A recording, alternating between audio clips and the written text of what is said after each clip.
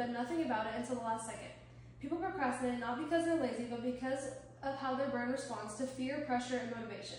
Majority of people procrastinate, especially those who are students or professionals who deal with deadlines frequently.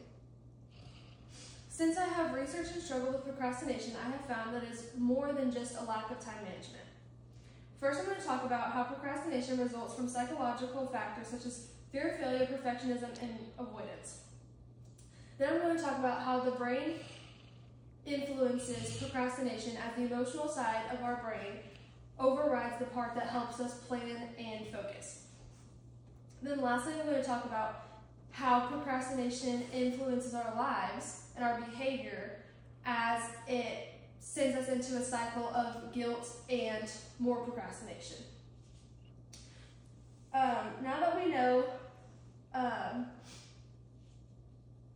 where procrastination comes from, let's talk about why we do it. Procrastination results from psychological factors such as fear of failure, perfectionism, and avoidance.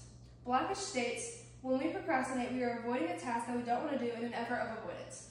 Whenever I have any task, I always avoid it and procrastinate until the last second. And as I avoid, I usually do I usually hang out with friends, scroll on my phone, or do anything else that I want to do that's not what I need to do. And avoidance is the most common of all the reasons why people procrastinate.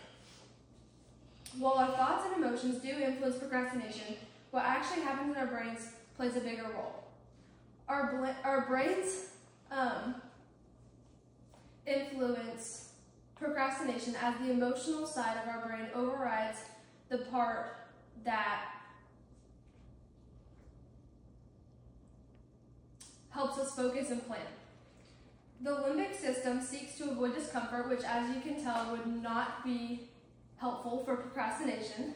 And similarly, the amygdala correlates with fear and anxiety. And when it starts to feel those emotions, it seeks immediate comfort, such as scrolling on your phone, hanging out with friends, doing any of those things that you would rather do instead of what you're procrastinating. Insight psychology states, the brain's reward system often fuels procrastination. Engaging in a more enjoyable, immediate activity releases dopamine, the feel-good chemical, reinforcing the habit of avoiding a challenging task.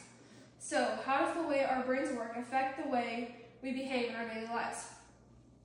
Procrastination affects the way we live in our daily lives as it sends us into cycles of more procrastination, avoidance, and guilt. The more we avoid and the more we procrastinate, the more guilty we feel for not doing what we need to be doing and not getting done the things we need to get done. Jarrett states, while it might bring short-term relief, it only stores out problems for later. Understanding why we procrastinate not only gives insight into our habits, but also affects the way we act. By learning about procrastination, we can recognize it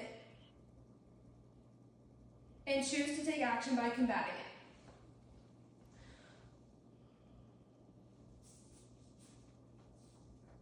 Procrastination results from psychological factors such as fear of failure, perfectionism, or avoidance.